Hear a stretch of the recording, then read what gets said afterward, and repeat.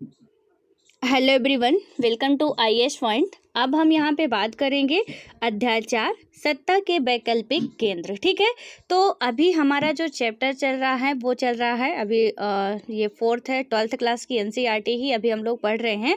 तो इसमें से जो पहला, दूसरा और तीसरा है, तो ये तीनों चैप्टर में हमने पहले चैप्टर में देखा कि शीत युद्ध से रिलेटेड बातें की, किस तरीके से उस मतलब द्वितीय विश्व युद्ध के बाद शीत युद्ध की स्थितियाँ बनती हैं, किस तरीके से आपने देखा था कि द्वितीय विश्व युद्ध के बाद ही, शीत युद्ध के बाद नहीं, द्वितीय विश्व युद्ध के बाद ही दो महाशक्तियों का जन्म होता है, और किस तरीके से यहाँ पे क्यूबा जो परमाणु संकट आता है, हमने उसके बारे में बात की। 9/11 की घटना है, हमने उसको भी देखा कि किस तरीके से क्या हुआ था वहाँ पे, और देखा था कि अमेरिका की ये सबसे कहीं ना कहीं मानी जाए तो बहुत बड़ी घटना थी। जब से अमेरिका आज़ाद हुआ था तब से लेके अब तक की वही 9/11 की जो घटना हुई थी काफ़ी ज़्यादा, क्योंकि 3-4 जगह पे क्या गिरा गया था, अरब कंट्रियों के द्वारा परमाणु बम गिराए गए थे। ठीक है, और वो सारी चीज़ें हम लोग देखे हैं, क्योंकि ये काफ़ी इंपॉर्टेंट है आपके लिए, हमेशा आपके लिए ये फ़ायदेमंद होंगे। ये कुछ की पॉइंट्स हैं जो आपको कहीं भी लिखने या बताने के लिए बहुत हेल्पफुल होंगे। ठीक है, इसलिए इन चैप्टर्स को प्लीज़ स्किप मत करिएगा, और यदि कर रहे हैं तो फिर आप ही जानिएगा। ठीक है, तो जहाँ तक मेरी रिस्पॉन्सिबिलिटी है बताना कि ये आपके लिए कहाँ कहाँ इंपॉर्टेंट है, और आपको थोड़ा इस पर नज़र रखनी होगी, थोड़ा क्या बहुत अच्छे तरीके से समझना होगा, और खुद से भी आई होप कि आप लोग ये एनसीईआरटी ख़त्म कर चुके होंगे एक बार। ठीक है, अभी कर नहीं रहे होंगे, ख़त्म कर चुके होंगे आप खुद से पढ़ के। तो बस पढ़ते रहिए, कंटिन्यूटी बनाए रखिए। और मैंने जो क्वेश्चन दिया था आपको, कल तो कोई क्वेश्चन नहीं था बट इसके नेक्स्ट डे था। ठीक है, इसमें क्वेश्चन क्या था आपका कि यहाँ पे क्या होता है, निम्नलिखित कथनों पर विचार कीजिए। पहला आपका स्टेटमेंट था कि भारत का राष्ट्रपति ऐसे स्थान पर जिसे वह ठीक समझे संसद का सत्र आवाहन कर सकता है। ठीक है, और दूसरा स्टेटमेंट आपका कहता था कि भारत का संविधान एक वर्ष में संसद के तीनों सत्रों का प्रावधान करता है, किंतु सभी 3 सत्रों का चलाया जाना अनिवार्य नहीं है। तो इसमें क्या बताया गया था कि जो भारत का संविधान एक वर्ष में संसद के 3 सत्र, ठीक है, वर्ड को समझिएगा, क्वेश्चन का ना एक एक वर्ड पढ़ा करिए आप लोग थोड़ा ठहर ठहर के। तो इसमें क्या बताया गया, 3 सत्रों का प्रावधान करता है, किंतु सभी 3 सत्रों का चलाया जाना अनिवार्य नहीं है। ठीक है, और तीसरा स्टेटमेंट आपका क्या कहता है कि एक वर्ष में दिनों की कोई न्यूनतम संख्या निर्धारित नहीं है जब संसद का चलाया जाना मतलब चलना आवश्यक हो। ठीक है, तीनों स्टेटमेंट को आप ध्यान से सुनिएगा, ये आपका विधायिका से रिलेटेड है। और इसमें यदि बात करें तो माफ़ी चाहूँगी कि मैं राष्ट्रपति के बारे में आपको नहीं पढ़ाई हूँ, बट संसद हम लोग पढ़ चुके हैं। ठीक है, इसमें क्या बताया जा रहा है कि राष्ट्रपति का तो ठीक है, यहाँ पे जो पहला स्टेटमेंट है, तो यदि राइट आंसर की बात करें, इसमें से आपको बताना था कि जो स्टेटमेंट दिए गए हैं उनमें से कौन सा सही कथन है। तो पहले ऑप्शन में था केवल 1, दूसरे में था केवल 2, और तीसरे में था 1 और 3, चौथे में था 2 और 3। ठीक है, तो इसका राइट आंसर आपका हो जाएगा 1 और 3। यानी कि क्या होता है कि राष्ट्रपति यदि ठीक समझता है कोई विशेष परिस्थिति में तो संसद का सत्र बुला सकता है। ठीक है, आहूत करना का मतलब संसद का सत्र बुला सकता है। और उसके बाद जो तीसरा स्टेटमेंट आपका है कि इसमें कोई भी दिन निर्धारित नहीं किया गया है कि इसी दिन को संसद में बैठक होगी या उसकी जो भी सभा वगैरह लगेगी, तो उसके लिए कोई न्यूनतम संख्या या दिन नहीं निर्धारित किए गए। ठीक है, तो ये बात आपको ध्यान रखनी। लेकिन जो दूसरा ऑप्शन आपका कहता है कि यहाँ पे 3 सत्रों का प्रावधान करता है। ठीक है, तो 3 सत्र यहाँ पे यदि हम देखते हैं, आप इसकी व्याख्या की बात करेंगे तो सबसे पहले कि आर्टिकल 85 जो आपका है वो क्या करता है कि संसद के सत्र या 17वां सान एवं विघटन संबंधी जितने भी उपबंध हैं, तो इस अनुच्छेद के अनुसार क्या होता है कि राष्ट्रपति समय समय पर संसद के प्रत्येक सदन को ऐसे समय एवं स्थान पर जो वह ठीक समझे मतलब अपने विवेक का इस्तेमाल करके अधिवेशन के लिए वो बुला सकता है। मतलब ये आपका पहला कथन आप देख सकते हैं कि बिल्कुल राइट है। आर्टिकल 85 के तहत ये बातें कही गई हैं राष्ट्रपति को। ठीक है, ध्यान रखिएगा आर्टिकल भी इसका। उसके बाद हम देखते हैं कि एक वर्ष में क्या होता है, संसद के 3 सत्र होते हैं, अभी ध्यान से सुनिएगा कि एक वर्ष में संसद के 3 सत्र होते हैं। दूसरा जो ऑप्शन है आपका, ठीक है, बजट सत्र फरवरी से मई तक, मानसून सत्र जुलाई से सितंबर तक, आप चाहे तो नोट भी कर सकते हैं, और जो आपका शीतकालीन सत्र होता है वो नवंबर से दिसंबर होता है, ठीक है। किंतु क्या होता है कि संविधान में यह उपबंध आपका नहीं दिया गया है कि एक वर्ष में संसद के 3 सत्र होंगे, लेकिन 3 सत्र होते हैं, लेकिन संविधान में नहीं दिया गया है। और आपका जो ऑप्शन सेकंड है वो क्या कहता है कि भारत का संविधान एक वर्ष में संसद के 3 सत्रों का प्रावधान करता है। ऑप्शन क्या कहता है कि संविधान करता है, संसद के बिल्कुल सही है कि 3 सत्र होते हैं, बट संविधान इसका प्रावधान नहीं करता, ठीक है, इसलिए ये ऑप्शन आपका गलत हो जाएगा। उसके बाद क्या होता है कि संविधान के अनुसार सत्र की जो अंतिम बैठक एवं आगामी सत्र की प्रथम बैठक के लिए नियत तारीख के मध्य 6 माह का अंतर नहीं होना चाहिए, परंतु क्या होता है कि एक वर्ष में दिनों की कोई न्यूनतम संख्या निर्धारित नहीं है। अतः आपका क्या है, ये तीसरा ऑप्शन भी बिल्कुल राइट है। सेकंड ऑप्शन आपको पता चल गया कि क्यों गलत है, और क्यों मैं हमेशा आपको कहती रहती कि जब भी क्वेश्चन पढ़िए एक एक वर्ड को समझिए। जैसे क्या दूसरे में क्या लिखा गया है कि भारत का संविधान एक वर्ष में संसद के 3 सत्रों का प्रावधान करता है, किंतु सभी 3 सत्रों का चलाया जाना अनिवार्य नहीं है। तो इसमें से आप यदि एक एक क्वेश्चन को पढ़ेंगे तो अच्छे तरीके से समझ पाएंगे कि भारत का संविधान ऐसी कोई प्रावधान की बात नहीं करता है, जबकि यहाँ पे मानते हैं कि 3 सत्र चलते हैं, बट संविधान ऐसा कुछ कह रहा है ये नहीं है, ठीक है। ये 2020 का क्वेश्चन है। दूसरा क्वेश्चन मैं आपसे यहाँ पे पूछूंगी, जो कि कल आपको उसका आंसर देना है, 2020 में ही पूछा गया, ठीक है, विधायिका से रिलेटेड है। यहाँ पे मैं टॉपिक भी बता देती हूँ आपको कि ये विधायिका से रिलेटेड ही क्वेश्चन है, और 2020 में विधायिका से 5 क्वेश्चन पूछे गए थे, ठीक है। तो जिनमें से ये आपका जो क्वेश्चन है यहाँ पे कि राज्यसभा की लोकसभा के समान शक्तियाँ किस क्षेत्र में हैं, ये क्वेश्चन हालांकि मैं एक बार और पूछ चुकी हूँ, आज फिर आपको बताना, देखती हूँ कितना आप रिवाइज वगैरह करते हैं, कितना ध्यान रहता है आपका, ठीक है।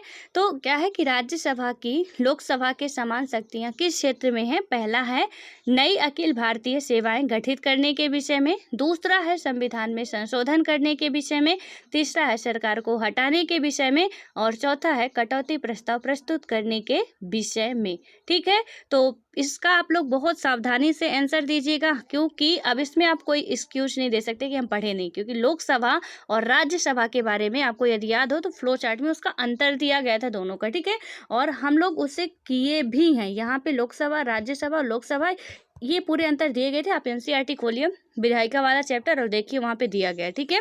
फिर आप आंसर दीजिए, और यदि पता है तो बहुत अच्छी बात है कि इसमें कौन सी समान शक्तियाँ, ठीक है, कुछ ऐसी शक्तियाँ जो समान है लोकसभा और राज्यसभा को भी, तो आप बता सकते हैं। बहुत इजी क्वेश्चन है, बहुत ही ज़्यादा इजी है यदि आप लोग समझे होंगे तो। अब आते हैं अपने चैप्टर पे, और यहाँ पे बात करें कि सत्ता के जो वैकल्पिक केंद्र है, इसका ओवरऑल पहले देखते हैं कि यहाँ पे हमें ओवरव्यू क्या है, क्या क्या पढ़ना है, ठीक है। तो इसमें क्या है कि 1990 के दशक के शुरू में विश्व राजनीति के 2 ध्रुवीय व्यवस्था के टूटने के बाद यह स्पष्ट हो गया कि राजनीतिक और आर्थिक सत्ता के वैकल्पिक केंद्र कुछ हद तक अमेरिका के प्रभुत्व को सीमित करेंगे, ठीक है। और उसके बाद क्या होगा कि यूरोप में यूरोपीय संघ और एशिया में दक्षिण पूर्व एशियाई राष्ट्रों मतलब राष्ट्रों के संगठन या आसियान, आपने आसियान कंट्री का नाम सुना होगा, ठीक है। आसियान कंट्री के बारे में यदि हम बात करें तो उसमें कितने देश आते हैं, क्या कैसे, ये किधर के देश आपके आएंगे, दक्षिण पूर्व एशिया वाले राष्ट्र हैं, ठीक है। और इसमें क्या होता है कि इनका उदय दमदार शक्ति के रूप में हुआ। यूरोपीय संघ और आसियान दोनों ने ही क्या किया कि अपने अपने इलाके में चलने वाली यूरोपीय संघ था एक, ठीक है, और एक था आसियान। इन्होंने क्या किया कि अपने अपने इलाके में चलने वाली ऐतिहासिक दुश्मनियों और कमजोरियों का क्षेत्रीय स्तर पर समाधान ढूंढा, और साथ ही इन्होंने क्या किया कि अपने अपने इलाकों में अधिक शांतिपूर्ण और सहकारी क्षेत्रीय व्यवस्था विकसित करने तथा इस क्षेत्र के देशों की अर्थव्यवस्थाओं का समूह बनाने की दिशा में काम भी किया। और यदि हम आगे देखें तो इसमें क्या हुआ कि चीन के आर्थिक उभार के ने क्या किया कि विश्व राजनीति पर काफ़ी नाटकीय प्रभाव डाला। और इस अध्याय में हम सत्ता के उभरते हुए कुछ वैकल्पिक केंद्रों पर मतलब एक नज़र डालेंगे और यह जांचने की कोशिश करेंगे कि भविष्य में उनकी क्या भूमिका हो सकती है। ठीक है, तो ये हम लोग देखेंगे क्योंकि अमेरिका की बात कर चुके, सोवियत संघ की बात कर चुके और ये पूरा डिटेल से हम लोग समझ चुके हैं। ठीक है, कि सोवियत संघ खत्म होने के बाद उसके उत्तराधिकार के रूप में रशिया आता है और इसके बाद अमेरिका के भी कुछ हमने कि उसके रास्ते में क्या क्या अवरोध आ रहे हैं, क्या क्या किस तरीके से हो रहा है, ये चीज़ें क्लियर की हमने। अब यहाँ पे देखते हैं कि हमने ये भी बात की थी कि यदि हमें क्या करना हो, अमेरिका को ये जो वर्चस्व की बात करता है यदि उसे हटाना हो तो हमें क्या करना चाहिए। जरूरी है कि उसका एक प्रतिरोध उत्पन्न कर दो आप, यानी कि अमेरिका एक महाशक्ति है तो उस तरीके के हम भी बनने की कोशिश करें तो ऑब्वियस है कि फिर से कंपटीशन बढ़ेगा। ठीक है, कम से कम ये होगा कि उसके टक्कर का अब कोई है, सिर्फ अमेरिका नहीं है कि ऐसा हम कुछ भी मतलब नहीं भी जाना चाहते या हमारी मजबूरी बन जाए कि सिर्फ अमेरिका का ही सहारा लेना पड़े। तो उसके लिए होगा कि हम खुद मजबूत हो जाए। एक ही रास्ता है कि यदि एक स्ट्रांग पर्सन से हमें छुटकारा पाना है तो जरूरी है कि पहले हम खुद स्ट्रांग बन जाएं, तो ऑब्वियस है कि उससे छुटकारा हम पालेंगे। ठीक है, तो यहाँ पे भी कुछ ऐसे जैसे यूरोपीय संघ हो गया, आपका आसियान कंट्रियाँ हो गई, ये भी कुछ अपने मतलब प्रभुत्व की बात करते हैं। काफ़ी आगे बढ़ते, अब देखते हैं क्या कैसे होता है, फिर तभी समझ में आएगा। इसमें क्या हुआ, यूरोपीय संघ की हम बात करेंगे यदि, तो आप देखेंगे कि जब दूसरा विश्व युद्ध समाप्त हुआ तब यूरोप के क्या हुआ कि अनेक नेता यूरोप के सवालों को लेकर परेशान रहे। ठीक है, जब सेकंड वर्ल्ड वॉर समाप्त हुआ, आपको बताना है कि जो दूसरा विश्व युद्ध हुआ था और पहला विश्व युद्ध हुआ था, इन दोनों की डेट क्या थी, कब से कब तक पहला विश्व युद्ध चला था और कब से कब तक दूसरा विश्व युद्ध चला था। ये डेट यदि आप लिखे होंगे तो मैंने लिखवाया भी था। ठीक है, और नहीं लिखे होंगे तो गूगल बाबा है आपके पास, और ज़्यादा बेटर होगा कि अब तो चीज़ें आपके पास मतलब आपके मुख में होनी चाहिए, मौखिक रूप से ही आप बता सको। ये आपके लिए अब क्योंकि इतना ज़्यादा आप लोग पढ़ चुके हो कि आप बता सकते हो किसी भी क्वेश्चन का आंसर, पॉलिटी से आपको डरना नहीं चाहिए अब। ठीक है, तो इसमें क्या हुआ कि इसके समाप्ति के बाद ही क्या होता है कि यूरोप के जो अनेक नेता थे यूरोप के सवालों को लेकर बहुत परेशान रहे। क्या यूरोप को अपनी पुरानी दुश्मनियों को फिर से शुरू करना चाहिए या अंतर्राष्ट्रीय संबंधों में सकारात्मक योगदान करने वाले सिद्धांतों और संस्थानों के आधार पर उसे अपने संबंधों को नए सिरे से बनाना चाहिए। यानी कि उसमें क्या था कि जो यूरोप की आप देखे थे, यूरोप दो भागों में बढ़ चुका था, एक पश्चिमी एक पूर्वी वाला सोवियत संघ, पश्चिमी वाला आपका अमेरिका में चला गया था। अब इनमें ये था कि जो इनकी आंतरिक दुश्मनियां थी, क्या इन्हें फिर से शुरू करें, फिर से अपने वर्चस्व बनाने के लिए, या तो कुछ संगठन वगैरह बना के या अंतर्राष्ट्रीय संबंध को ये और पॉजिटिव सेंस में ले जाएं और क्या करें कि अपना विकास बेहतर बनाएं। ठीक है, दो ऑप्शन इनके पास थे। दूसरे विश्व युद्ध के बाद क्या हुआ था, जो आपका यहाँ पे दूसरा विश्व युद्ध हुआ था, तो उसके बाद क्या हुआ कि दूसरे विश्व युद्ध ने अनेक मान्यताओं और व्यवस्थाओं को ध्वस्त कर दिया जिसके आधार पर यूरोपीय देशों के आपसी संबंध बने थे। और 1945 तक यूरोपीय देशों ने क्या किया कि अपनी अर्थव्यवस्था की बर्बादी तो झेली ही और उन मान्यताओं और व्यवस्थाओं को ध्वस्त होते ही देख लिया जिन पर यूरोप खड़ा हुआ था। ठीक है, तो यहाँ पे क्या हुआ, आपको यदि याद आ रहा हो तो द्वितीय विश्व युद्ध में क्या हुआ था। अब आपने नहीं पढ़ा वो आपकी गलती है, मैंने आपको बोला था कि आपको ये चीज़ें कवर कर लेनी है पूरी। ठीक है, तो यहाँ पे द्वितीय विश्व युद्ध में जो आप देखेंगे कि जर्मनी था, जापान था एक तरफ, ठीक है, एक तरफ फ्रांस था, लेकिन दूसरी तरफ आप देखेंगे कि अमेरिका था, सोवियत संघ था, ब्रिटेन था। तो ये जो सारे देश थे, ठीक है, यहाँ पे हम लोग जो पूरा ये समझ रहे हैं कि किस तरीके से ये पूरा सम्मिलित थे कि मतलब आप देखेंगे ना कि अमेरिका जब वो हिरोशिमा और नागासाकी में बम गिराता है जापान में, तभी जाके इस विश्व युद्ध का खात्मा होता है। तो इससे क्या हुआ था, और वो विश्व युद्ध के बारे में भी हम लोग यहाँ पे भी बात की, ऐसे नहीं कि बिल्कुल बात नहीं किए हैं, तो वो भी हम लोग चर्चा किए हैं कि कौन कौन सी कंट्रियाँ इसमें पार्टिसिपेट कर रही थी और किस तरीके से इस युद्ध का खात्मा हुआ था, कैसे क्या हुआ था, क्या आलोचनाएं वगैरह भी हम लोग देखे हैं कि कहते थे कि मतलब इतना बड़ा ये जो किया नहीं करना चाहिए था, क्योंकि जापान तो ऑलरेडी घुटने टेकने वाला था। लेकिन फिर ने अमेरिका ने क्या किया, 2 परमाणु बम गिराए और उसके बाद जापान पूरे तरीके से, मतलब जो विरोधी पार्टी थी वो पूरे तरीके से हार मान लेती है और ये ख़त्म होता है फिर तब जाके, ठीक है। विश्व युद्ध का मतलब क्या था कि अलग अलग कंट्रियाँ, हर देश की कंट्रियाँ, मतलब कि कहीं ना कहीं छोटे बड़े हर साम्राज्य उसमें शामिल थे, ठीक है। चाहे एक तरफ से हो, जैसे महाभारत हुआ था कि चारों तरफ के लोग आके अपने जो भी जिसके दोस्त हैं, जिसके दुश्मन हैं, वो शामिल थे। और इसमें भी हुआ, और इसमें यूरोप बेचारा, क्योंकि ब्रिटेन भी यूरोप की कंट्री है, आपका फ्रांस भी यूरोप की कंट्री है, जितने भी ये जर्मनी वगैरह आते हैं इनको तो पिसना ही था, ठीक है, क्योंकि इनकी आर्थिक व्यवस्था जो थी बहुत ही जर्जर हो चुकी थी। अब क्या होता है कि यहाँ पे जो यूरोप को अब यदि खड़ा होना है तो उसके लिए वो विचार कर रहा है कि करें क्या। 1945 के बाद क्या हुआ कि यूरोप के देशों में मेल मिलाप को शीत युद्ध से भी मदद मिली। यानी कि 1945 के बाद से क्या होता है कि यूरोप के देशों में मिलना मिलाना जो भी है को शीत युद्ध से भी क्या हुआ कि मदद मिली। अमेरिका ने क्या किया कि यूरोप की अर्थव्यवस्था के पुनर्गठन के लिए ज़बरदस्त मदद की और इसे मार्शल योजना के नाम से जाना जाता है। अमेरिका ने क्या किया कि नाटो के तहत एक सामूहिक सुरक्षा व्यवस्था को जन्म दिया। मार्शल योजना के तहत ही 1948 में यूरोपीय आर्थिक सहयोग संगठन की भी स्थापना कर दी गई, ठीक है। तो मार्शल योजना के तहत क्या किया गया, 1948 में यूरोपीय आर्थिक सहयोग संगठन, ये एक ऑर्गेनाइजेशन स्थापित कर दिया गया, जिसके माध्यम से क्या हुआ कि पश्चिमी यूरोप के देशों को आर्थिक मदद दी गई। यानी कि पश्चिमी यूरोप, ध्यान रखिएगा प्लीज, ये यूरोप जो था आपका इधर वाला, इतना यूरोप एक इधर बढ़ चुका था और एक इधर बढ़ चुका था, ठीक है। बिल्कुल इसमें कंफ्यूज नहीं होना, आपके एक एक कॉन्सेप्ट क्लियर होने चाहिए कि कहाँ पे क्या था। और एक एक चीज़ यदि आप लोग रेगुलर देख रहे हैं तो मुझे नहीं लगता कि आप कंफ्यूज भी होंगे।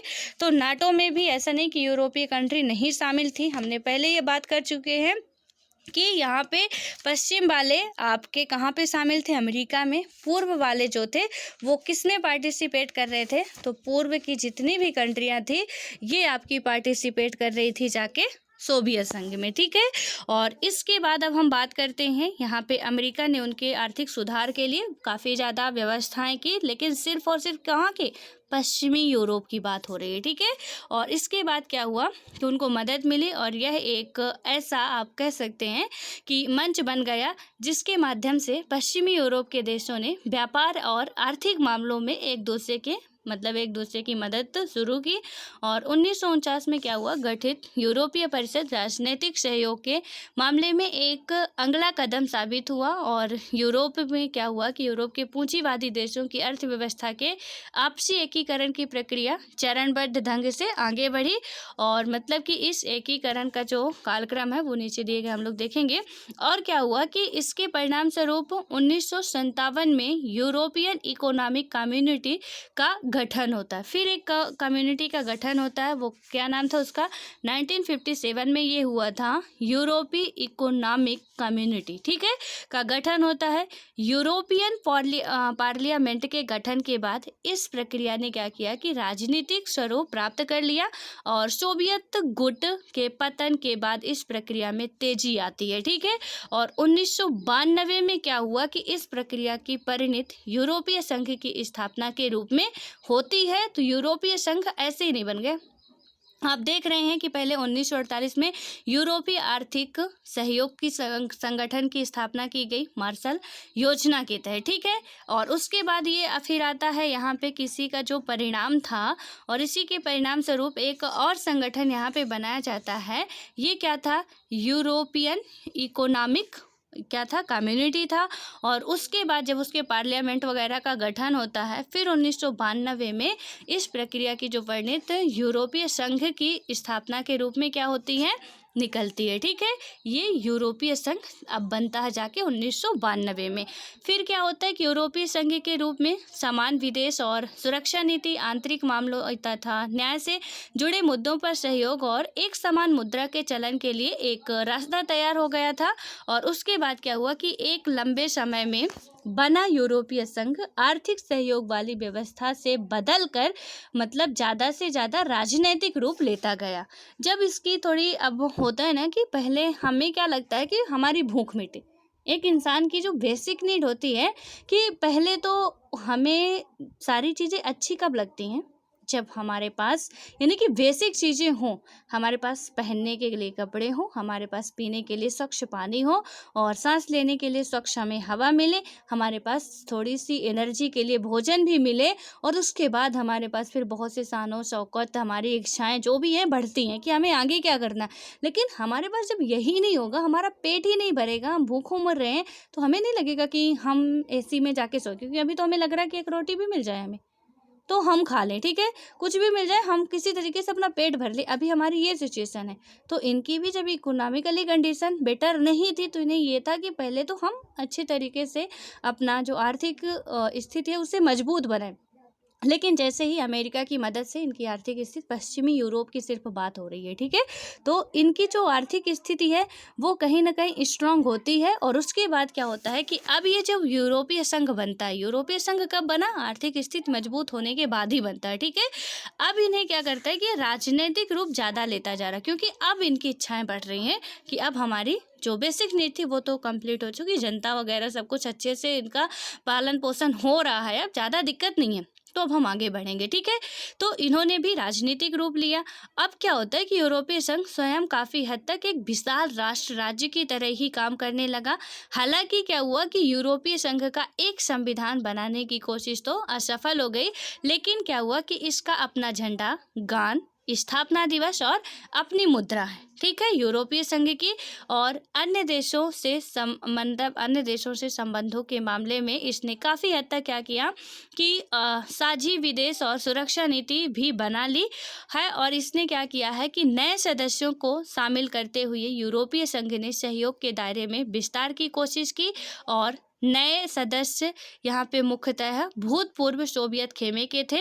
तो कहाँ के थे ये जो नए सदस्य बनाए जाते हैं, फिर इसमें होता है ना कि नए सदस्य को भी शामिल करने लगा ये यूरोपीय संघ ने, उन्हें सहयोग के दायरे के विस्तार की भी कोशिश की कि हम सहयोग करेंगे किनका, जो पहले अलग हो चुके थे हमसे, ठीक है। अब क्या होता था, ये पूरे पूर्व जो सोवियत खेमे के थे और यह प्रक्रिया आसान नहीं रही। अनेक देशों ने क्या किया कि अनेक देशों के लोग इस बात को लेकर कुछ खास उत्साहित नहीं थे, क्यों कोई भी काम हो इतना आसान नहीं होता है। और उसके बाद क्या हुआ कि जो इसमें यदि हम देखते हैं, ये आता है आपका कि ताकत उनके देश की सरकार को हासिल थी और वह अब यूरोपीय संघ को दे दी जाए। यूरोपीय संघ ने क्या किया कि यूरोपीय संघ में कुछ देशों को शामिल करने के सवाल पर भी असहमति है। और यूरोपीय संघ का आर्थिक, राजनीतिक, कूटनीतिक और सैनिक प्रभाव बहुत जबरदस्त बन गया, ठीक है। पहले तो क्या था भैया, ये किसी और के उसमें थे, अब इनका सब कुछ बहुत अच्छे तरीके से फिर से स्ट्रांग होने लगा। और 2005 में ये दुनिया की सबसे बड़ी अर्थव्यवस्था थी और इसका सकल घरेलू उत्पादन जो था, यानी कि आप जीडीपी की बात करें तो ग्रॉस डोमेस्टिक प्रोडक्ट की बात करें, जो जीडीपी का फुल फॉर्म होता है, ठीक है, कितना था, 12,000 अरब डॉलर से ज़्यादा था। 2005 में ऐसी सिचुएशन आती कि यूरोपीय संघ आपके वर्ल्ड की जो है फर्स्ट नंबर पे इकोनॉमी आने लगता है, दुनिया पे सबसे ज़्यादा, ठीक है। उसके बाद और एक टाइम था कि वो भूखों मर रहे थे, और आज का टाइम है कि हम बात कर रहे हैं कि दुनिया की सबसे ज़्यादा यदि कहीं पे इकोनॉमी है तो यहाँ पे थी, ठीक है। अब क्या होता था कि जो अमेरिका से भी थोड़ी ज़्यादा था, ठीक है, और इसकी मुद्रा यूरो अमेरिकी डॉलर के प्रभुत्व के लिए खतरा बन सकती है। विश्व में क्या हुआ कि विश्व व्यापार में इनकी हिस्सेदारी अमेरिका से 3 गुनी ज़्यादा है, यानी कि विश्व व्यापार में क्या हुआ, अमेरिका से 3 गुनी ज़्यादा बन गई। और इसी के चलते यह अमेरिका और चीन से व्यापारिक विवादों में पूरी धौंस के साथ बात करता है। इसी आर्थिक शक्ति का प्रभाव इसके नज़दीकी देशों पर ही नहीं बल्कि एशिया और अफ्रीका के दूर दराज के मुल्कों पर भी है। और यह विश्व व्यापार संगठन जैसे अंतर्राष्ट्रीय व्यापार संगठनों के अंदर एक आप देखेंगे कि महत्वपूर्ण समूह के रूप में काम करता है। और यूरोपीय संघ के 2 सदस्य देश यानी कि ब्रिटेन और फ्रांस सुरक्षा परिषद के स्थायी सदस्य हैं, ठीक है। तो यूरोपीय संघ आज आप लोग अच्छे तरीके से कवर करेंगे। कितनी कंट्रियां सम्मिलित हैं, क्या क्या है, मुख्यालय कहाँ पे है, स्थायी सदस्य कौन है, अस्थायी सदस्य कितनी कंट्रियां हैं, वो सारी चीज़ें आज का होमवर्क है कि आप इसे कंप्लीट करेंगे। हालांकि काफ़ी चीज़ें हम लोग कंप्लीट यहाँ पे कर लिए हैं, बट एक सीक्वेंस में आपको करना है, ठीक है। अब उसके बाद क्या होता है कि यूरोपीय संघ के कई और देश सुरक्षा परिषद, यानी कि हम देखते हैं यहाँ पे कि क्या होता है कि अस्थायी सदस्यों में शामिल है, और इसके चलते यूरोपीय संघ अमेरिका समेत सभी मुल्कों की नीतियों को प्रभावित करता है। यानी कि यूरोपीय संघ अब क्या कर रहा है, अमेरिका समेत, अमेरिका को भी नहीं छोड़ रहा जो उससे यहाँ तक लाया है, ठीक है, उसको समेत क्या कर रहा है यहाँ पे कि सभी मुल्कों की नीतियों को प्रभावित करता है। ईरान के परमाणु कार्यक्रम से संबंधित अमेरिकी नीतियों को हाल के दिनों में प्रभावित करना, इसका आप एक एग्जाम्पल देख सकते हैं। और चीन के साथ मानव अधिकारों के उल्लंघन और पर्यावरण विनाश के मामलों पर धमकी या सैनिक शक्ति का उपयोग करने की जगह कूटनीति, आर्थिक निवेश और बातचीत की इसकी जो नीति ज़्यादा प्रभावी आपको साबित होती हुई दिखाई देगी, ठीक है। यानी कि जो भी अपने आप को बहुत ज़्यादा मान रहे थे, अब ये इसकी कंडीशन ऐसी हो गई कि उन सबसे भी हाई लेवल पे ये चलने लगा। कौन? यूरोपीय संघ। यूरोपीय संघ कैसे बना है वो आपको पता है, अचानक से यूरोपीय संघ नहीं बन गया, ठीक है। और इसमें क्या होता है कि सैनिक ताकत के हिसाब से यूरोपीय संघ के पास दुनिया की दूसरी सबसे बड़ी सेना है। अब देखिए, हमने एक दिन पढ़ा था ना कि अमेरिका जो है अपने इकोनॉमी का मतलब सबसे ज़्यादा परसेंटेज कहाँ पे, सैन्य शक्ति को मजबूत करने में खर्च करता है, ठीक है। लेकिन सैनिक ताकत के हिसाब से यूरोपीय संघ की बात करते हैं तो इसके पास दुनिया की दूसरी सबसे बड़ी सेना है। पहली अमेरिका, दूसरी यूरोपीय संघ, ठीक है। अब क्या होता है कि इसका कुल रक्षा बजट अमेरिका के बाद सबसे अधिक है, और यूरोपीय संघ के दो देशों ब्रिटेन और फ्रांस के पास परमाणु हथियार हैं, और अनुमान है कि इनके जखीरे में करीब 550, ठीक है, परमाणु हथियार है। और अंतरिक्ष विज्ञान और संचार प्रौद्योगिकी के मामले में भी यूरोपीय संघ का दुनिया में दूसरा स्थान है। इसके बाद आप देखेंगे कि अंतर्राष्ट्रीय देखिएगा कि इसका विकास कैसे हो रहा है। यहाँ पे प्रौद्योगिकी में भी ये जनाब आगे निकल चुके हैं, विज्ञान में भी ये आगे निकल चुके हैं, हथियार बनाने में भी ये आगे निकल चुके हैं, और अंतर्राष्ट्रीय संगठन के तौर पर यूरोपीय संघ आर्थिक, राजनीतिक और सामाजिक मामलों में दखल देने में भी सक्षम हो चुके हैं, ठीक है। अब क्या होता है, लेकिन अनेक मामलों में इसके सदस्य देशों की अपनी विदेश और सुरक्षा नीति है जो कई बार एक दूसरे के खिलाफ भी होती है। यही कारण है कि जो इराक पर अमेरिकी हमले में ब्रिटेन के प्रधानमंत्री टोनी ब्लेयर तो उसके साथ थे, लेकिन क्या था कि जर्मनी और फ्रांस इस हमले के खिलाफ भी थे। और हालांकि यूरोपीय संघ में सिर्फ एक कंट्री नहीं है, बहुत सारे उसमें कंट्रियाँ सम्मिलित हैं, ठीक है। तो इसमें क्या हुआ कि इनके अंदर कहीं ना कहीं की कुछ नीतियों को लेके विरोध चलता रहता है।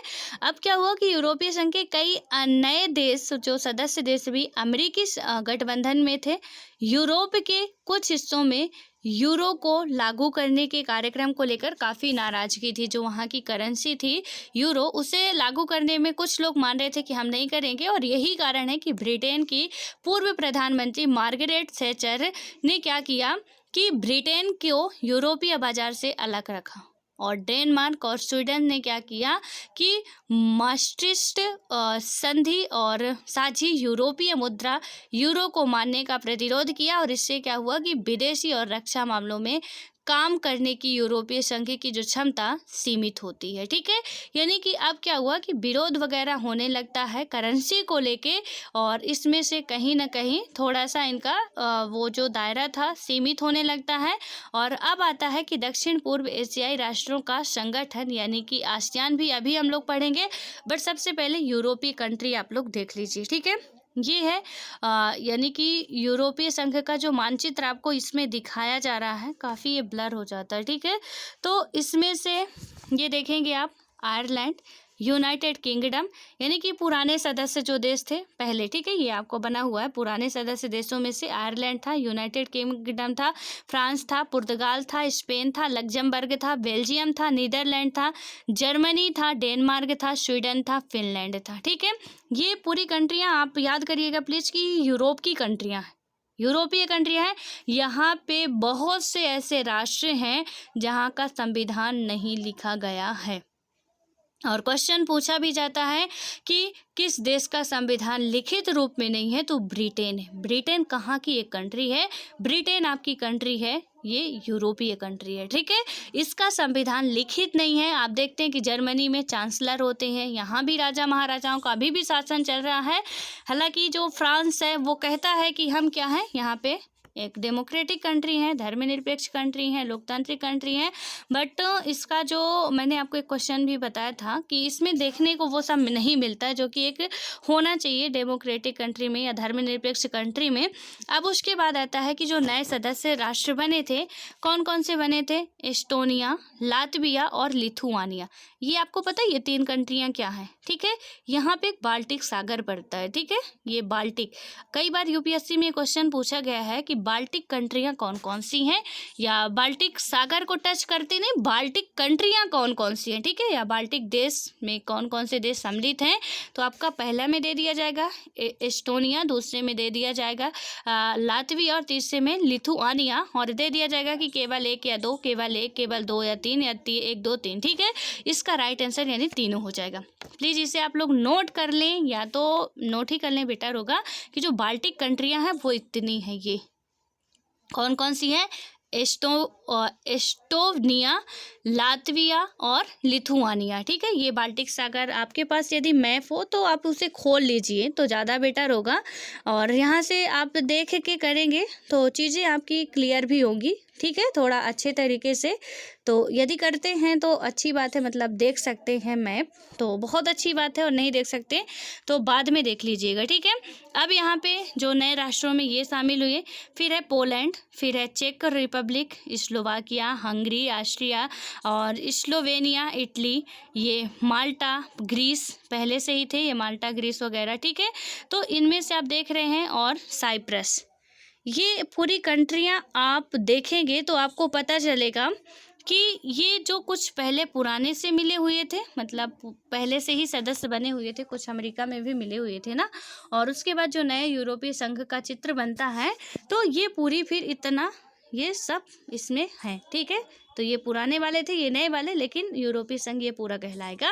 तो आपको ये याद रखना है। और यहाँ पे एक बहुत बड़ी सच्चाई है कि कई सारे राष्ट्र ऐसे हैं जहाँ पे संविधान नहीं लिखा गया है।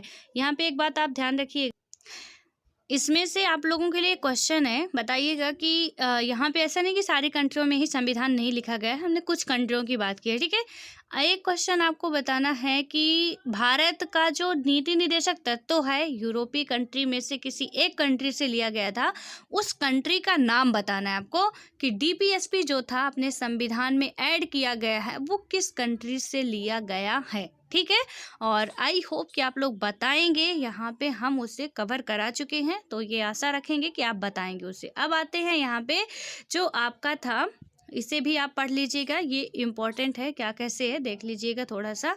इसमें आते हैं कि दक्षिण पूर्व एशियाई राष्ट्रों का संगठन या आसियान। तो आज आप लोग बस इतना ही पढ़िए, इसको हम लोग नेक्स्ट वीडियो में कवर करेंगे। ठीक है, तो आप लोग जो यूरोपीय संघ है और अच्छे तरीके से पूरा कवर करके आइएगा। थोड़ा मैप की हेल्प लिया करिए, एटलस की जो भी आपके पास है, और नहीं है तो ख़रीद लीजिए, क्योंकि बिना एटलस के कुछ नहीं होने वाला है। आप खरीद लेंगे तो आपके लिए बेटर होगा। इसकी आप सॉफ्ट कॉपी रखने की बजाय सजेस्ट करूंगी कि हार्ड कॉपी रखिए।